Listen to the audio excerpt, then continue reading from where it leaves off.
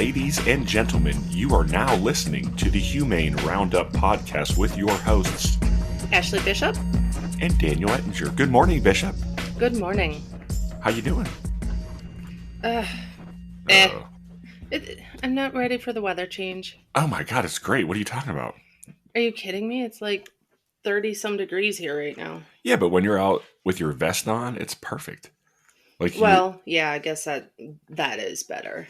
I do like the vest in the fall, winter time versus the summertime. I'm just going to say that. Yeah, a lot of times in the winter I'd put it on just for warmth. You know, and it's funny. I bring up vest, and today's program is going to be amazing. In a little bit, we'll introduce our guest, Jim Crosby. But if you don't know about him, you'll learn. And I know your vest has protected you from a dog bite. Mm-hmm. And we're going to get into that here in a little bit. I recently got bit for the third time in my career, and I'm mad. I thought I was going to hold this 2-time bite record for, my entirety. And here's how dumb I am. So we have a deaf dog. She's great, but she's just obnoxious and just jumps up. So I put the back of my hand up against the fence, and her little muzzle snuck through there and bit me on the hand. I deserved it. Yeah, well, I mean, that's better than our CSO that got bit by the fox it was not aggressive at all. But it was because of how he was holding a treat. Okay. And all it did was break his cuticle, but it was enough to get that saliva. Wait, why is he biting it? Where's the fox at that he's giving it a treat? It was, it was a quote unquote pet fox that was running loose, had a collar on and everything. It was a little silver fox. And because it had a collar on, he was trying to catch it, and he had actually already been petting it and it wasn't an issue. And then somebody gave him bacon to give the dog, and instead of putting it in the flat of his palm, he held it between two fingers, and she nicked his cuticle. And I can't believe you honestly didn't even hear about it, because it actually made national news. Wow. Because we had to put her down. Oh my god. Okay. There's no scientific way for rabies. And the owner admitted to me that the fox had bit her multiple times, and that the fox frequently ran for hours at a time. So I had no way to say, okay, hasn't bit anybody else, So it was... Okay. People don't own pet foxes. Though I would like to own a pet fox. That's another story for another time. We talked about this with our dangerous dog episode a few episodes back with Kevin Hurst, and at the time I didn't really think about it, but now that we're going to have Jim Crosby on, and we were talking to him before we got started, I actually had a case, and it was so hush-hush that turned into a fatality. And so what happened was, and I was trying to find, I don't know if it ever even made the news. This is a few years ago in Denver, where a woman got bit and she ended up dying in the hospital due to like the infection of the wound. So it wasn't like a fatal dog attack, but her body couldn't fight off the potential virus. Bacteria. Thank you. Yep. And so I guess we did have a fatal attack. And while we chat more, I'll look. It spawned on me this morning. I was like, wow, wait. Yeah, we did, and it was so hush hush. So, and that's part of the crazy thing when you think about bites. I've been bit several times. I've actually only had 3 dog bites. Only 2 of them actually broke skin, and when we're talking across my entire almost 20-year career here. And the other ones are cat bites. And some people just do not have that ability. I've seen people get a bite, and within an hour, they are so swollen. They're in the hospital. They're on IV antibiotics. And now I look at a bite and go, I'll deal with it later. I'll clean it up later and take care of it. I'm not going into the doctor. I don't even go in most of the time anymore. Yeah. Just because I know my body can fight it off. But some people don't have that ability. No. Well, let's get our guest in here, Jim Crosby, who's a retired police lieutenant and actually has run a few animal control agencies in Florida, and is a forensic, has his master's in forensic veterinarian. I can't talk veterinary work. Veterinary forensics. Thank you, sir. You're going to Jim, do that a lot, Jim. I do that every week. It's a pleasure to have you. It really is a pleasure to have you on the show. Will you give our guests, our listeners, just a kind of a little bio, let them know kind of what you do and who you are?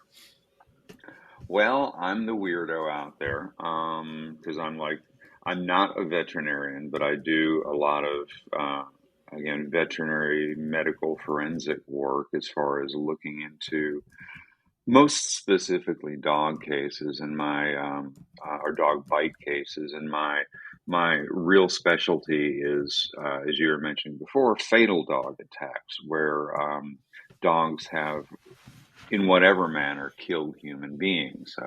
My background is I'm a retired police lieutenant here in Jacksonville, Florida.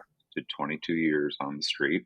Then got into behavior training in dogs and so forth. And that led to some strange turns when I became aware of fatal attacks by dogs on people back in 2001 when Diane Whipple was killed out in San Francisco, and started asking some questions and realized that although a few people around the world had kind of looked at serious dog aggression, particularly friends of mine, Dr. Randall Lockwood and Dr. Jeff Sachs with the CDC, there was a lack of hands-on investigations, and nobody had ever looked at these cases with the eyes and outlook of a cop.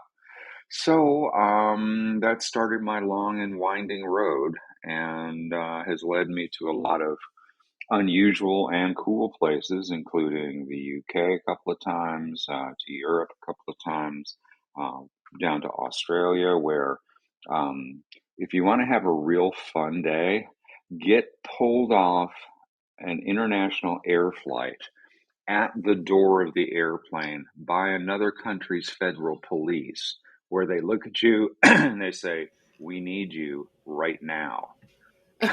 And Wow. yeah, and what had happened is they had an attack in Canberra that morning. Knew I was in country because I'd worked with the government a bit while I was there and taught some while I was there, and knew I was leaving out of Sydney. And so the federal police, which is a cross between normal police and the FBI, got me off the plane. And my wife said, "Okay, you have fun. I'm going home." But it's funny, having the other people seen me pulled out of line by these federal cops. Everybody kind of moved away from my wife for the entire trip back to the U.S. And she had an old row by herself. And I think they were, expecting to see the bomb dogs come on the plane or something. But in any case, like the work I've done with the dogs, and that includes the two different animal control agencies I've run here in Florida, and the many animal control agencies I've worked with or taught with, and groups like NACA and the Florida Animal Control Association and the Colorado folks. I've been out there with Keiko and taught and so forth. So it's led me to meeting a lot of cool people and a lot of cool dogs. And yes, I've been bitten more than once. And yes, it's been my fault. So true. I mean, let's be honest, a good majority of our bites and bites that other people sustain are likely their fault more so than it is the animals, or Yeah, I owners' mean, faults for not monitoring their dogs that they know might bite. yeah, well, okay, remember, if it's got teeth, it can bite. Mm-hmm. And, it's not the dog being mean or ugly or evil. It's because they don't have opposable thumbs. And they can't do stuff we can do. So we have to use their teeth. Is it That's how safe to they say carry dogs things. communicate through three ways, like verbal, nonverbal, and physical, or is there more than that? Yeah. No, I think you've got that very much summarized very well. Okay. You've got the audible communications, which is only a small fraction of it, growling, barking, whining, so forth.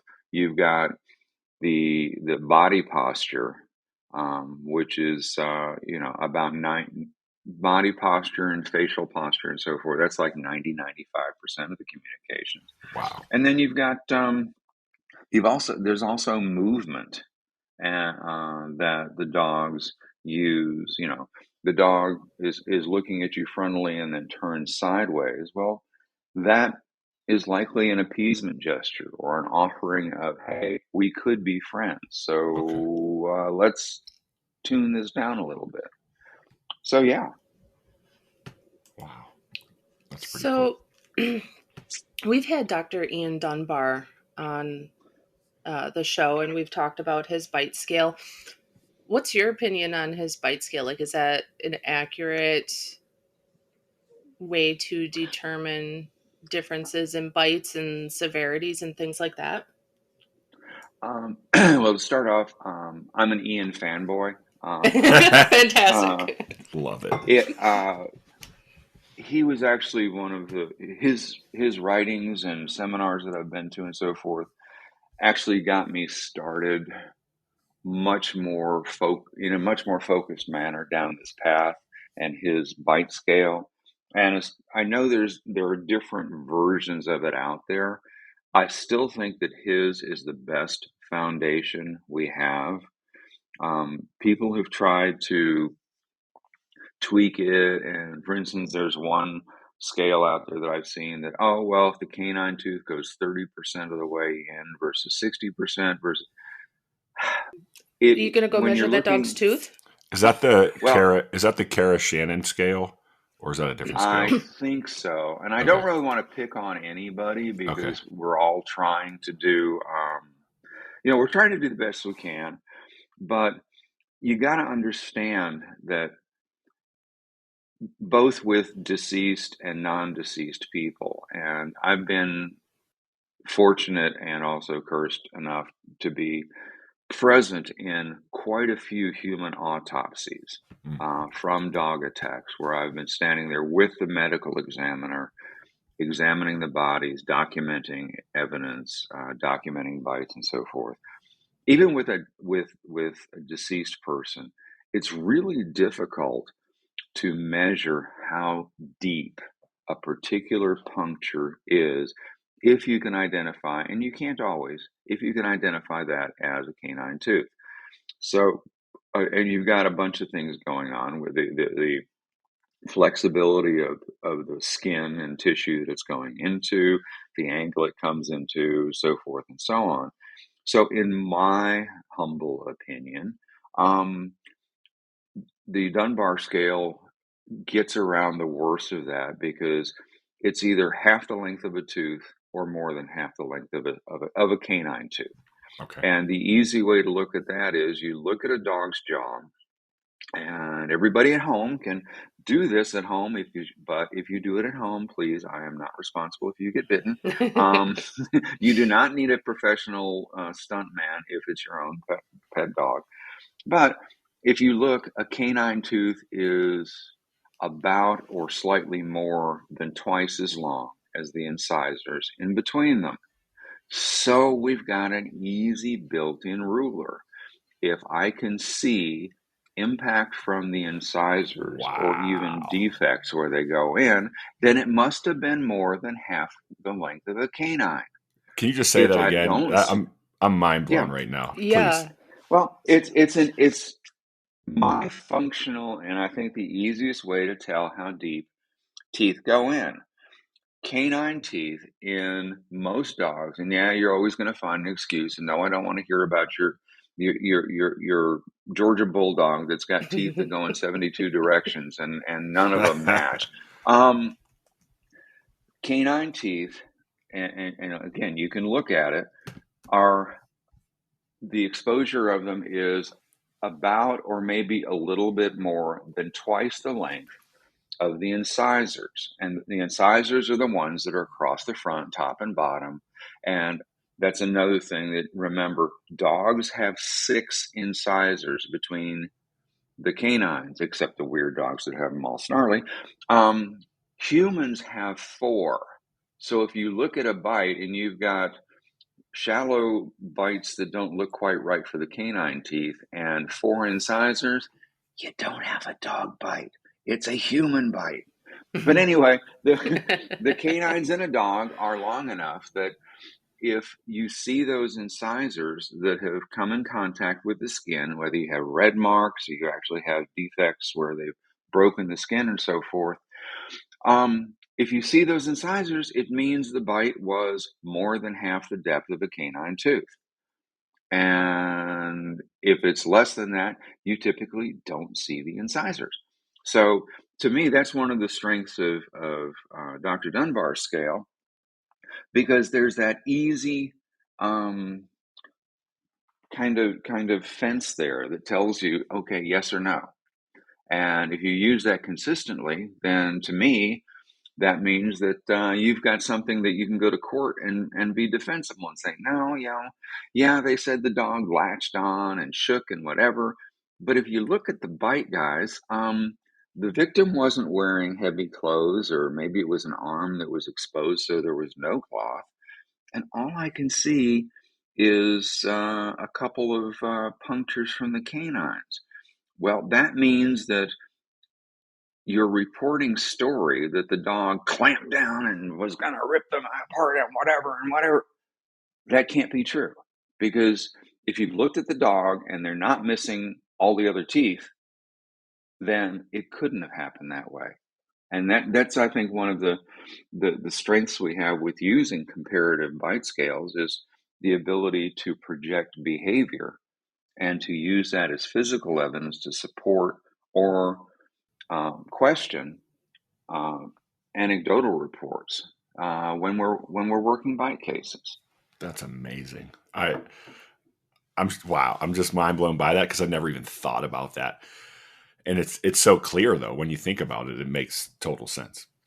Jim. Yeah, and I've got some in my kit. I've got stuff. I've got some dog skulls where when I'm doing a presentation, I can just hold it up and people can come by and feely finger it, and they look at it and go, "Oh my God, how did I not notice this?"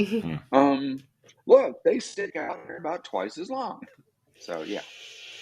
Jim, is there any place that you know of, whether it be online or somebody we can reach out to, that actually has images of various dog bites that, we can use as reference guides? Because I feel like... I do. Do you? Yeah. I'm actually in the process of finalizing a presentation for the Texas Animal Control. Well, you'll see it. You'll be there about dog bites and then each level, etc. But Jim, you might have some other stuff too.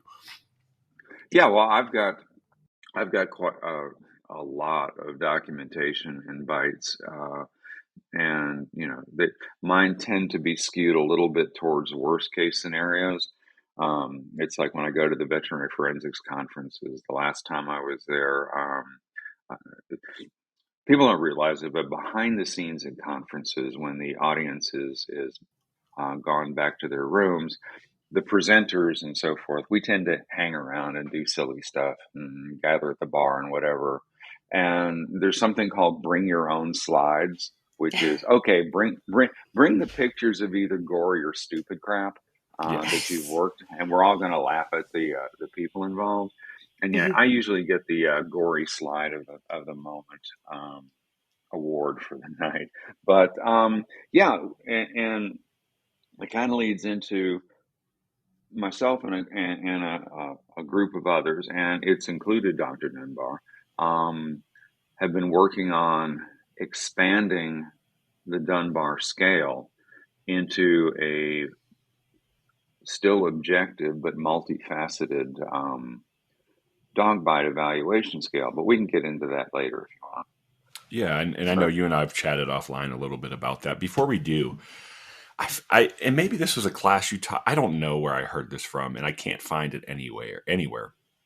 And maybe I made it up too. I don't know. It's possible he made it up. Jim, is there a natural teardrop from a canine? So if a dog is biting, like if you see the bite on the human flesh, would there be like a? I don't know where I heard. Am I making this up? Yes. No, you're not making it Oh. up. It's actually true. Okay, maybe it was your It's called a class. hole. Yeah, it could have been. It's called a hole and tear pattern. What usually happens and it's not always, Okay. but what usually happens is that when you have a clean puncture, like, okay, we're talking, say, a low level bite where one canine goes in or two canines go in, they usually go in pretty straight into the tissue. And an awful lot of dog bites are warnings, quite clearly. The dog wants space. The dog is frightened. The dog wants you to get out of its face. Um, so they'll reach out and bite and release. Okay. So what typically happens is a canine tooth, which is round, goes in straight, and then when it's connected, in that several microseconds, whatever, as the dog is pulling it back out, the dog is naturally kind of retreating a little bit, and the human involved is naturally responding instinctively, and so is pulling back from the contact. So as the tooth is pulling out of the skin, however deep it went in, it's pulls and gradually, which is really fast, but still gradually, as it gets shallower, the skin that it's come in contact with is moving away from it because the person's withdrawing or the dog is withdrawing. And so as the tip of the tooth gets shallower, it comes up like a little ramp. And as it's as the end that's in contact is getting smaller and smaller, it goes down to a teardrop pointed shape until it finally clears the skin. And we're talking fractions of a millimeter, but it gives you that great teardrop shape. And typically, the pointed end of the teardrop points towards the direction the dog was coming from. So, and if you think about it, like stick a pencil in something and then pull it back towards you as you're pulling it out, and you're going to see that same kind of pointy tear. And if there's sideways shaking or whatever, you're going to see deeper engagement, and you're going to see lateral wallowing or tearing of the tissue. But a lot of bites, you're going to see that teardrop shape, and it's really great because if the person, for instance, says, "Oh yeah, the dog came up behind, or came up in front of me and grabbed my leg and then ran away," but the bites are all pointed behind, then the question is, okay, explain how the bite looks like you were running away and you're claiming the dog was charging you. Interesting. Yeah. That teardrop Forensics shape, don't lie. No, and it's, like I said, it's called a hole and tear. Okay. So yeah, I think I even in the chapters of the book I wrote, the chapters I wrote for the book on dog bites, I think that there's even an illustration in there of that. And the name of the book? Yeah, what's the name of the book, Jim? The book. The book. The Holy Grail. It's called, yeah, actually, it is kind of the current state of the art textbook on dog bites. Okay. It's called Dog Bites. Imagine that. Dog Bites, a multidisciplinary approach. Oh, here it is. And it was edited by Dr. Daniel Mills of the University of Lincoln and Dr. Kerry Westgarth, who is at the University of Liverpool, both in England.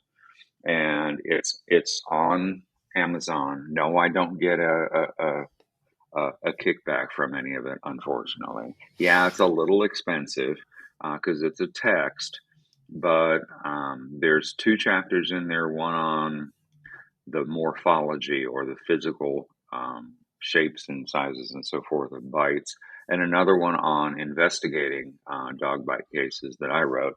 And then there's a bunch of articles from other people around the world on other aspects of dog bites and bite behavior and so forth. Well, the cool thing too is That's if anyone's interested in getting it for their department, they really aren't paying anything because the department's buying it. So just keep that in mind. Yeah, I'm sending myself absolutely. a link right now. Cool. Ask work for. There you Yeah, go. I think I'm going to buy that for us too. yeah, it's got a black and red cover, and it's unfortunately it's only out in hardcover, but Which appears to be a it's German got like Shepherd dog on the front. I'm surprised yeah, it's not a it's got pit bull, Jim. Oh. Why is it not a pit bull? What's going on here? Actually, it's a Maligator. Oh, it is it? Okay, there you go. There you I'm go. kidding. Yeah, it's and no, everybody, don't get bent out of shape. I am not saying that there are inherently dangerous breeds out there. Yes. We're not. I am not saying that. Don't at me about don't pick on Malinois. They're great dogs, especially when they're with an appropriate person. If you've got a 2-year-old Malinois with an 80-year-old person with limited mobility, that's probably not a good match. Well, I mean, I think it's a fair thing to have a Malinois on there. They're the primary breed between Malinois and German Shepherd as police canines used for what? Mm-hmm. Bite work. Bite work, yeah. Makes sense. And actually, I don't know if it's a Mal or not. I'm just kind of riffing on that, but it's it is a shepherdish looking dog. It is. You kind of did. Well, I guess I opened Pandora's box about breed specific legislation, et cetera, et cetera. Which dog, do you know this offhand? Which dog has the most bite force?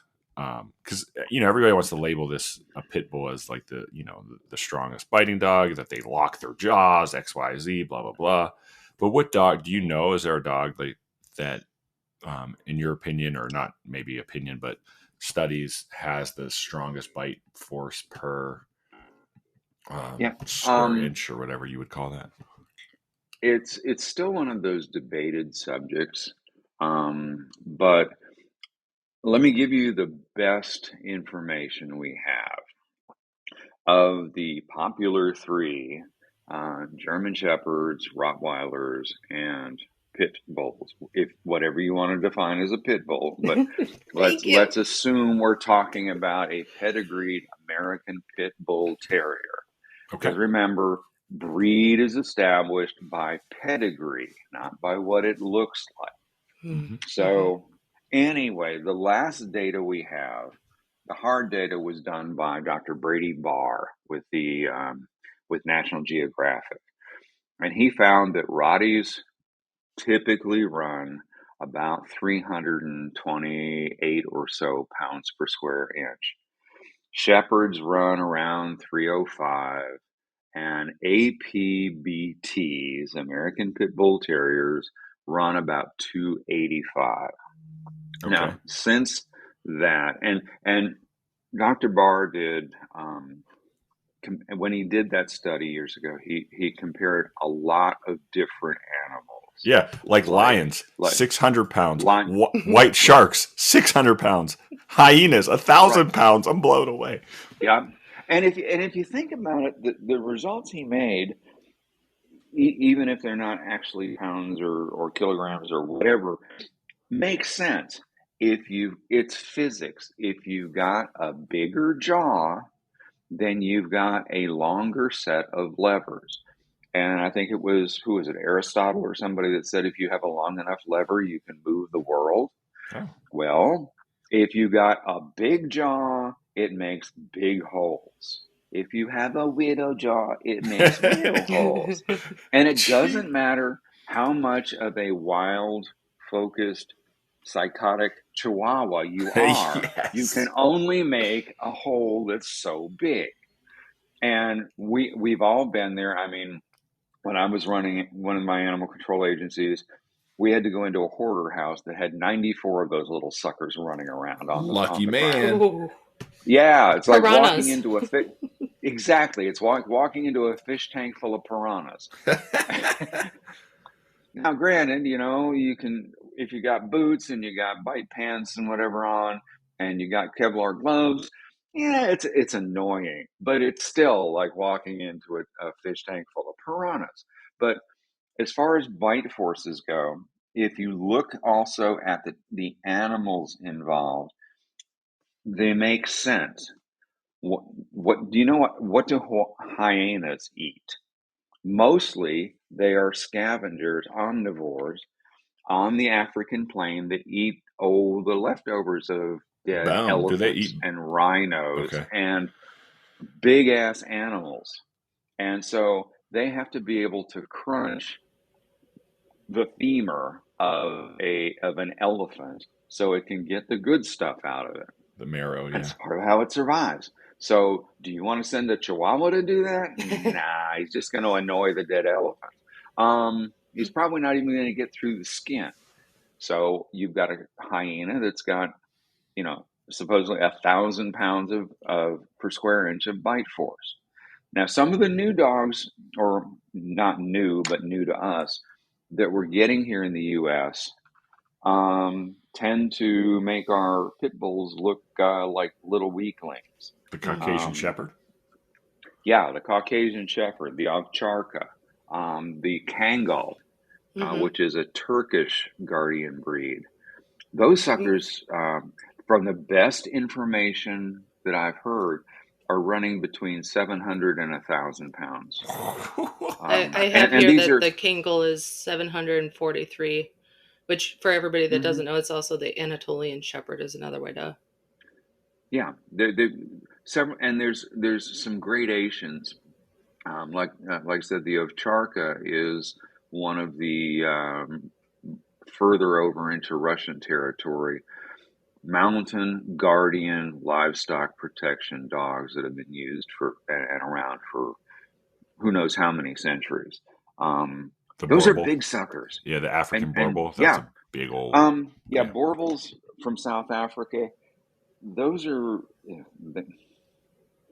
and fans are probably gonna yell at me. Those have a storied history where they were meant to be livestock guardian dogs, but they were actually used Weren't during they the lion hunters or? Boer. Oh, Well, they were, yeah, and supposedly lion hunters, but during the Boer occupation, which was when the Dutch invaded South Africa, and during the apartheid times, they were also used for hunting people. oh, interesting. So, yeah, they were used to control the non-white population, Mm, no to a certain surprise. extent No by surprise. some of the more radical colonialist type people who were present. But anyway, yeah, and see the thing is with some of these Eastern European, Western, Caucasian mountain animals is they're also really big. I've met a couple of charcas, and they run 175 to 200 pounds Mm. full grown. So you have 200 pounds of pissed off dog with a huge amount of force behind it. You're going to get hurt, and that's something to be a little concerned about. Jim, can we jump into an officer investigating a dog bite, maybe with not all the tools that you may have available, and like let's just go step by step, right? Like, so we get a call, we go on scene, person's at home, and we want to document the bite. What are some of the things that we should do as officers to ensure that we're getting as much evidence as necessary to really, send this case home? Yeah. Well, first thing is take pictures. Um, we've all got phones in our pockets. We've all got digital cameras floating around. We no longer have to pay for developing film. Take pictures. Take pictures close up. Take pictures further away. Take pictures of the scene. Even if you don't ever use them, you've got them. And that's something to remember about evidence. You only have one shot. So whether it's a minor bite or a major issue, even if law enforcement is not looking at it in the same way, um, take pictures. Take lots of pictures. And remember, if you're taking pictures of actual bites or bits of tissue or wounds or whatever, try and put a scale, a Yes. ruler, or at least a standard size object. And as an old cop, I can tell you that in the old days, sometimes where we didn't have anything, we'd use either a quarter or like a dollar bill because they're all the same size. Okay. And you can then, so you get caught away from your truck without your ruler or without anything, but you got 75 cents in your pocket. So you put one of the quarters next to the wound because we can then use that as a standard gauge of measuring things. Mm-hmm. And sometimes that can be important because you've got a person with a clear bite. It's obviously a dog bite. And they're accusing a dog. And you look at the dog and you look at the bite, and the distance between the holes from the canines on the bite is like 2.5 centimeters. But you've got this big supposed pit bull whose mouth is, whose canines are 6 centimeters apart. You can already be able to start excluding that dog and realizing that there's something funky going on here. Maybe somebody's not telling you the truth. So, first off, take pictures. Collect any physical evidence you see, whether it's, blood spatter. If you see it and you've got the ability, take a swab and collect it and put it, and deal with it as evidence. Even if nobody analyzes it later, if you've got it, you've got it, and you can store it in the freezer or you store it in the fridge. Really quick, as your But then you, experience as a police officer, if animal control is collecting that type of evidence, will they do they take it seriously? Will they run it? Like, can we send it to our crime? Like, I have a great crime scene department here where I work, but like in Denver when I was there, it's so big. I feel like they just kind of shrugged it off. yeah, the problem is, ideally we would want the police, and that you, if you're working a really serious life threatening or fatality, they're probably going to step up. It's best if the police do it because they've got the easier path that they've already done a gazillion times. Mm-hmm. But if you've got a serious situation and your local law enforcement agency is not taking it seriously, it might fall to you to do what you know is right.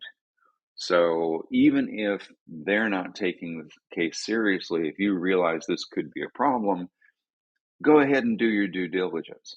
An animal control officer or animal control agency can still submit things to places like University of Florida's Veterinary Forensics Lab. UC Davis will do stuff. I Mm-hmm. believe Georgia does it. And if you're in the Pacific Northwest or you call them in advance, the U.S. Fish and Wildlife Forensics Lab up in Oregon can do all kinds of stuff.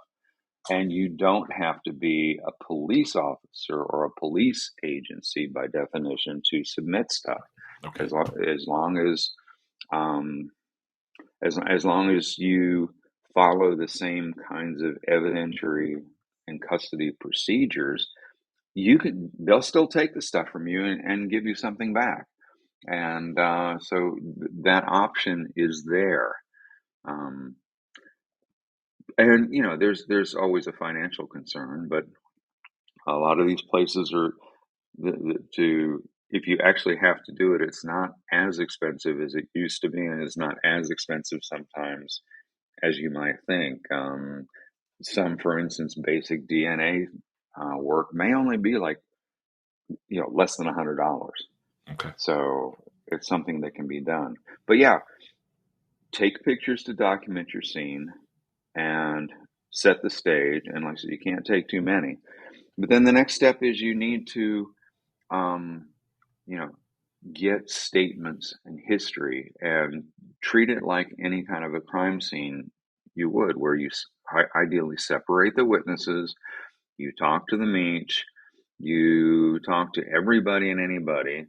And part of what you're doing is trying to figure out if there's any way they could actually have seen what they claim they saw, or if they heard something, or if it's secondhand. So there's all of the problems with witness statements, but get the witness statements early and get them as complete as you can get them.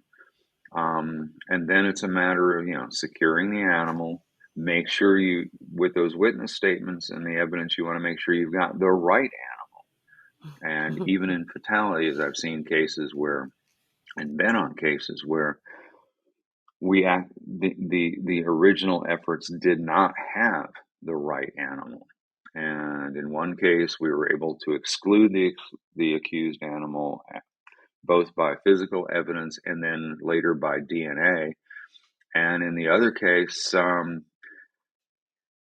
the investigating agency decided it was dog A and B, and brushed their hands off and stopped and said, "Okay, we've got the evildoers."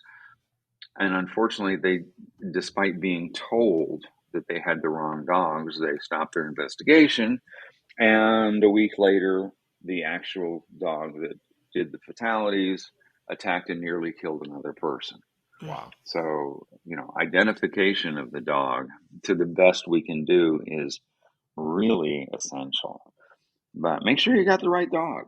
Yeah, that's important. And remember that everybody you talk to is going to have a different agenda. So the owner is going to tell you something that may or may not be true. The person that's bitten, or people who see the bites, tell you that things that may or may not be completely accurate. So it's but securing the evidence, is the physical evidence, whatever you have, is probably the number one thing that you can do to start. Good. Bishop. So, Jim, we have a very wide variety countrywide of capabilities among our ACOs, due to various abilities to get training and things that we have available to us as far as equipment and safety.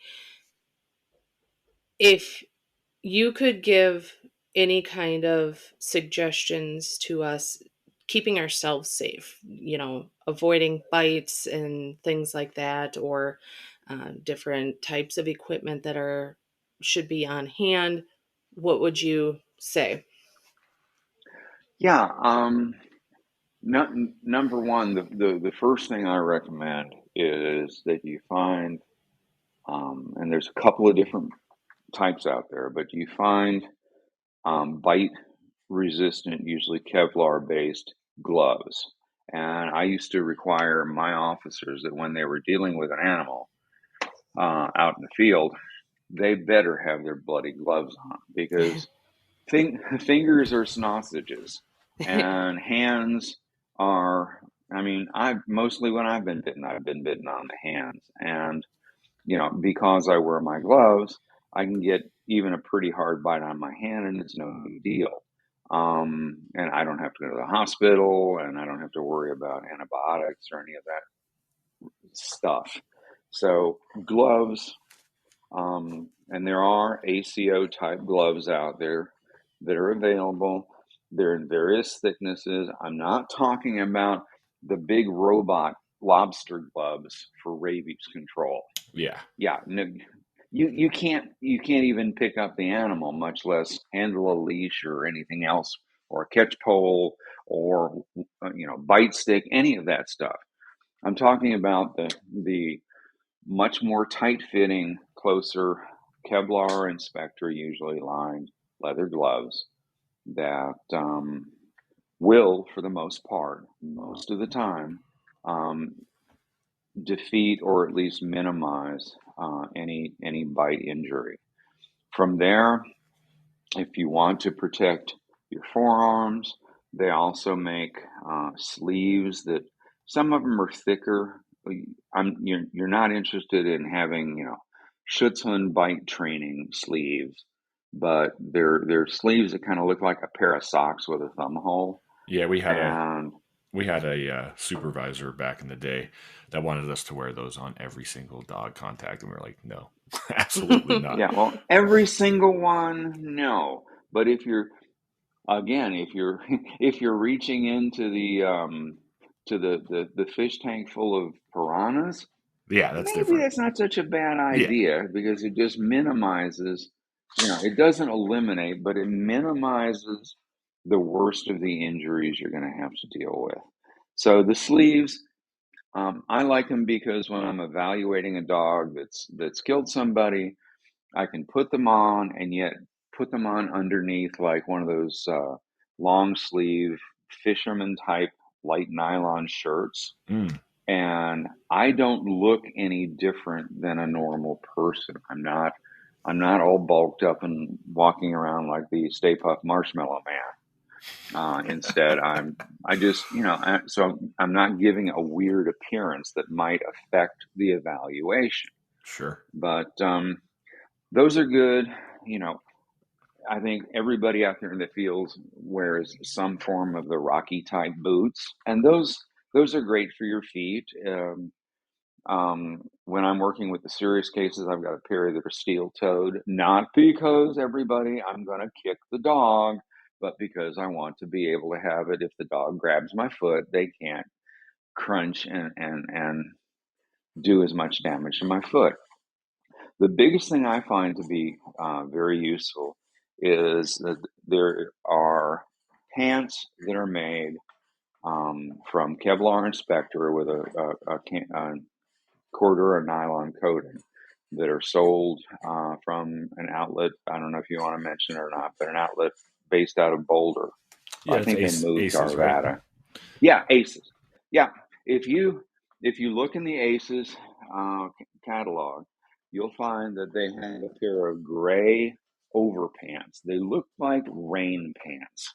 They look like you just put them on over the pants you're wearing, and they've got zips for your boots, and they've got pockets.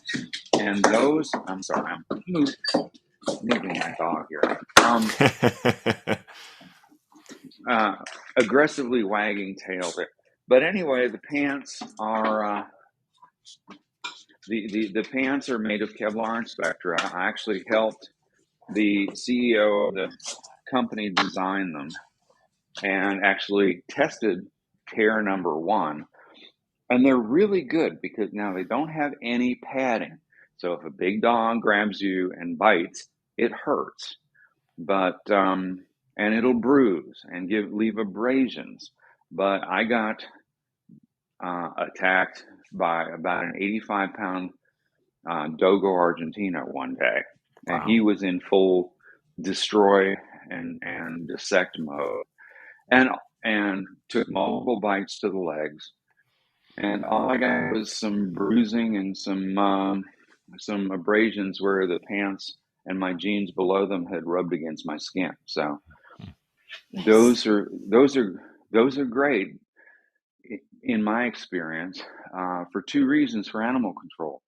Number one, it's going to allow you to deal with animals and be able to minimize any workman's comp type injuries that happen to your staff.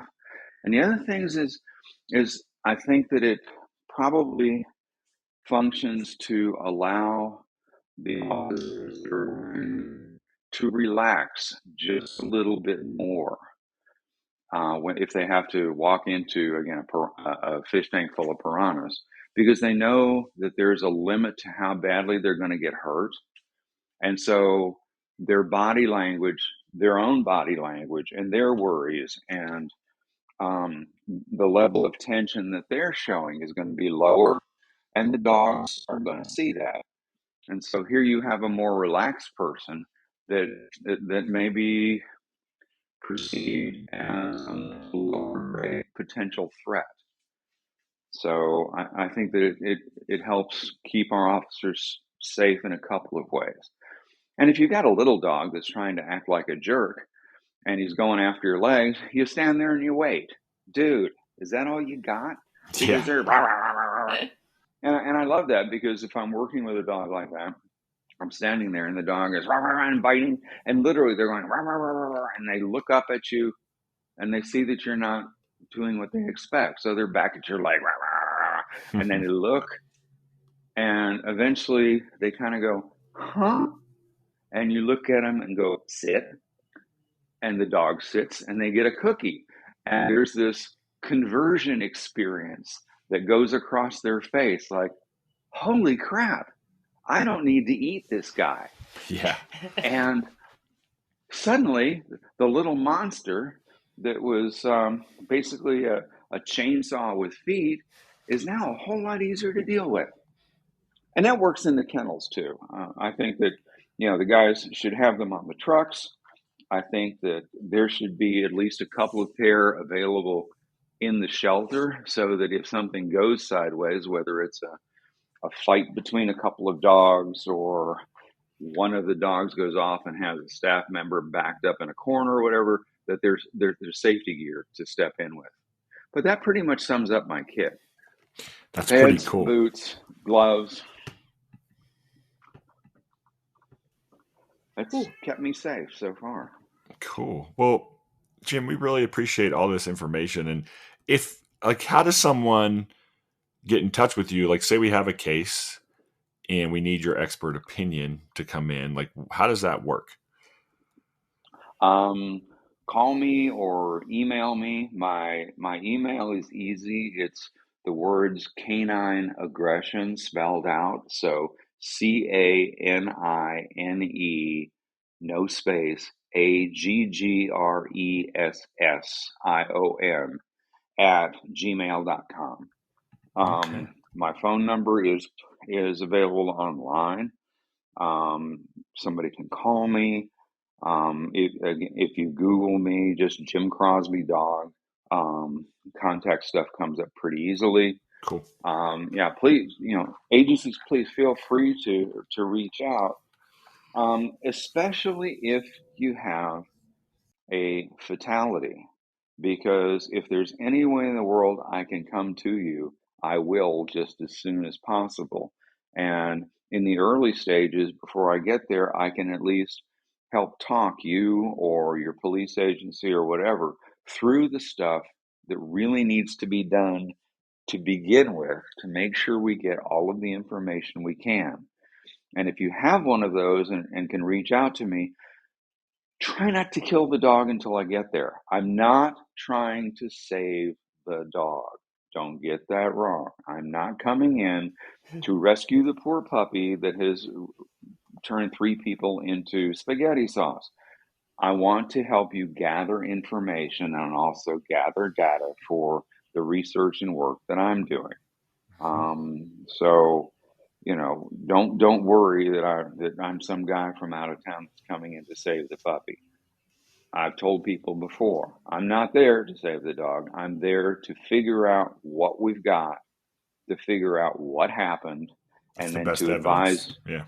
and to get the best evidence, and then to advise the actual agencies making the decisions what my best recommendations are, that they can then take and go through their decision process and decide what they're going to do. Most states require that if the dog has killed somebody, the dog be put down, and I agree with that. Mm-hmm. It may sound harsh, but let's face it. If a dog has killed somebody, something has gone terribly wrong, and we need to at least stop that particular animal from doing it again. Agreed. Mm-hmm. Jim, on this show, we play a game. This game is called... Yeah, I know. It'll be fun. We'll have fun with it. This game is called Pick of the Litter. Pick of the Litter is brought to you by the Humane Educators of Texas, humaneeducatorsoftexas.com. In this game, it's basically your choice. So there's no rules. We give you, we give you options. However, you can choose from our options, or you can choose your own options. So, for example, this first one, Bishop. Van, truck, or SUV? Our previous guest picked airplane.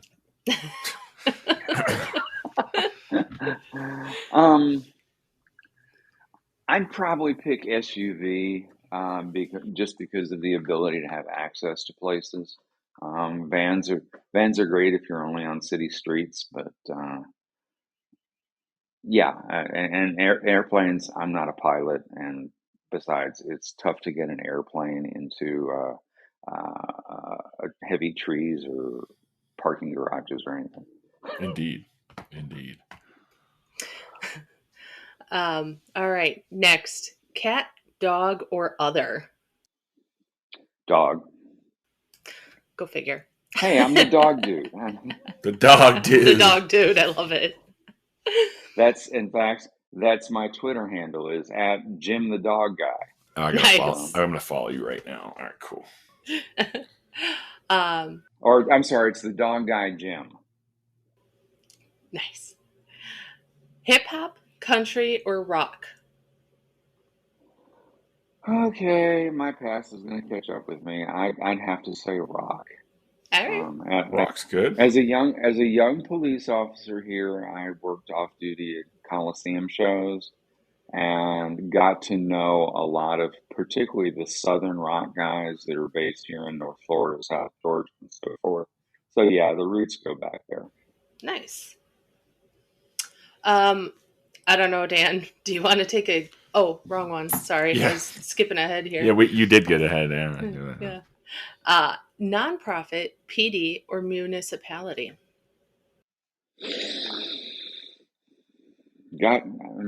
My history is firmly rooted in the police department. So yeah, PD. All right. I think we could guess this one. Bite or cruelty? I'll say bite because that's what I spend so much time on, but I'd have to go a little bit on both because investigating cruelty cases can get really intense and involved.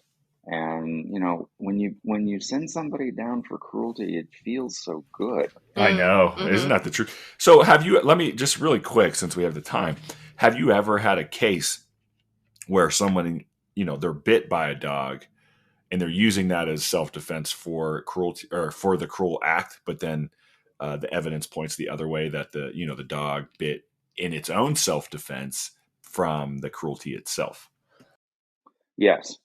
I've had more than a couple of those. And, one of the things we do in court is that, number one, it's good because I can very often go in and explain, okay, instead of this being the person did X, Y, Z because the dog was allegedly doing this, by showing the evidence, we can show that the dog responded to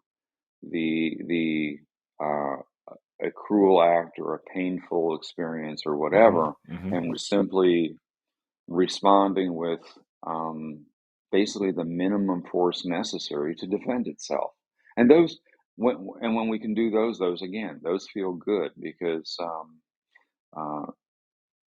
I know it's kind of the corny thing, but we can give the dog a means to express its side of the story when it doesn't have that ability all on its own. Absolutely. The voice for the voiceless. It's great. It makes great greeting cards. We all. It's real, but golly, I wish we'd come up with a better way of putting that. It's quite cliche, but. It is cliche, but it works. It works. The Sarah McLachlan scene. I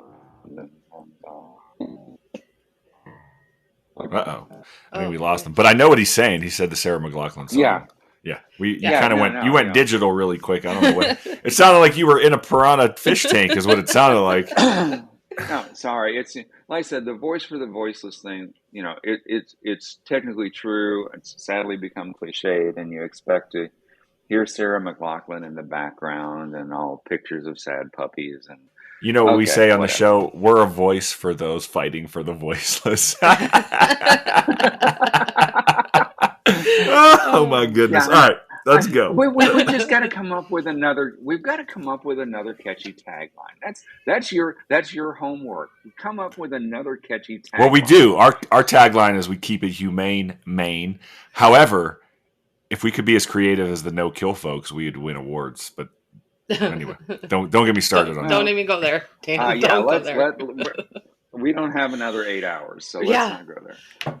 That's super can worms. Your categories, your categories with me. Yeah, he's, I don't know, he's a piece of work. I love him. All right, let's continue with the game. Body armor or none? Body armor. Seen it work too often. Yes. I like we were talking about earlier before you got on, my bulletproof vest saved me from a dog bite to the stomach. So, yep. Those teeth are bullets, Well, if anything you can do to turn that is going to keep you from getting hurt any more than you need to. And so, yeah, I spent. I go back to the time when our body armor at the police department was those big, ugly, only covered part of you, chest and back squares that were Velcroed with straps to you to be bulletproof vests. Wow. And you think the stuff that's out there now is uncomfortable? God, they were like 4 times as thick, metal and plates, hotter than all get out. And yeah, well, eventually they came out with the metal plates because when they started, we didn't have those. But then they came with the metal plates, and then they finally got to the ceramics and started doing the wraparound and the load-bearing vests and so forth. But yeah, the early days of vests were not pretty. Barking or stray? Barking or stray?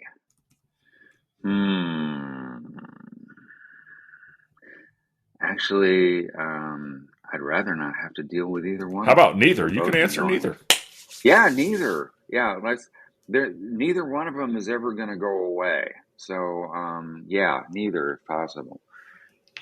That's fine. Cell phone or radio? Radio. Zoom or in person?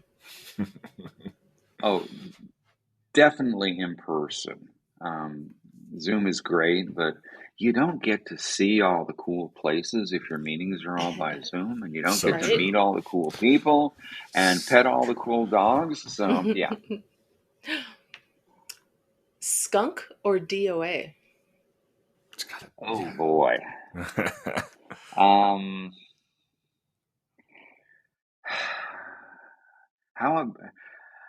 about, well, I'll go with DOA because, at least they sit still, and you can approach from upwind, so it doesn't linger and stick with you as long. Yeah, I mean it does, and heaven knows you get that DOA smell in your nose and in your clothes, and oh my God, yeah, been there, done that, and trust me, humans are even worse. So. Been there, done that. Yeah, especially if they've been hanging out in the house for like 4 or 5 days. Well, you were in Florida in Florida. Oh my goodness, some of your dead bodies probably had petri dishes of stuff growing, man. Oh yeah, and I remember years ago we got a call, and the first thing the lady said was, "I'm not crazy." At which point you immediately go into panic mode, going, "Okay, how crazy is this person?" Yeah, but she had something. She lived in an apartment and had something dripping through her ceiling. Oh, that's great. I'll just leave it at that. Oh yeah. Oh. Yep. Wow. Yep. All right, now with that image. Last question. Catch pole, snappy snare, or lariat? How about just slip lead? Okay, you can answer that. That's perfect. Yeah, because catch pole is really good sometimes when it's appropriate. I've got no use for snappy snares. I know some people love it, and it's probably heretical to say that, but no, I just never got them. And lariat, I'm a city kid, not a cowboy. And I'm a city when kid I too. took well, and when I took over animal control out in West Florida, the first day on my way into work, there was a bull in the middle of the highway, and I'm in my animal control truck as the new chief. And my first question is, oh my God, what am I going to do? So I get out of the truck with a lariat that I have no idea what to do with. And thank God a real working cowboy stops and says, "Hey, you're the new animal control guy. Is there something I can help you with?" I said, "Yeah, there's this big ugly animal here with pointy things on its head. Oh, I know how to deal with that." And he grabs the lariat and saves me. Nice. So So awesome. no, if I'm lucky, I will never need a lariat again, ever That's in awesome. my life. You better find some wood and knock on it now, because Yeah, you're going to jinx yourself otherwise. yeah. Well, Jim, Like I it's said, been it's been great having you on the show. I feel like there's so much more room for more discussion, and maybe at some point if we can come on and have some case studies sure. in 2020, what's next year, 3, we'd love to have you 3. back, man. Yeah. Sure, anytime. Just give me a yell. Again, you can find me at canineaggression@gmail.com. I'm on Twitter at the Dog Guy Jim, and I don't do much on Facebook. And I'm not on Insta or any of cool stuff, like I don't You don't TikTok. have a TikTok, bro? I don't have a TikTok, no, because this middle-aged white guy does not dance. So, no, I don't do the TikTok. No worries, man. So, but yeah, feel free to reach out anytime. Agencies and guys out there, especially if you have a fatality or what looks like it's going to be a fatality, get in touch with me. We'll work something out. I will do my best to get there and support you and help you. If you've got dangerous dog questions, reach out. I can help you look at the situation and try to put together at least a relatively sane support for what you should or can or want to do. So give a yell. I'm out here. We appreciate it, Jim. We really do. And everyone check that, check out the book that's available on Amazon. What's the name of that again? Dog Bites, a multidisciplinary approach. Get that for your department. Look through that. Get familiar with it. Dog bites take up a huge percentage of our call volume. So the more that we're experts in them, the more that we're going to be able to get the right, I think, outcomes for the people involved and the animals involved. So check into that. Yeah, and I do classes too. Some of them are online. I've also been happy to go to Animal Control Association conferences and so forth, and give presentations on investigating bites and interpreting bites and looking at the evidence. So that's always there. I didn't ask this before we end the show here. I'm just curious. Do you do dog on dog cases too, or is it just dog human? Now I do. I look at dog on dog cases too.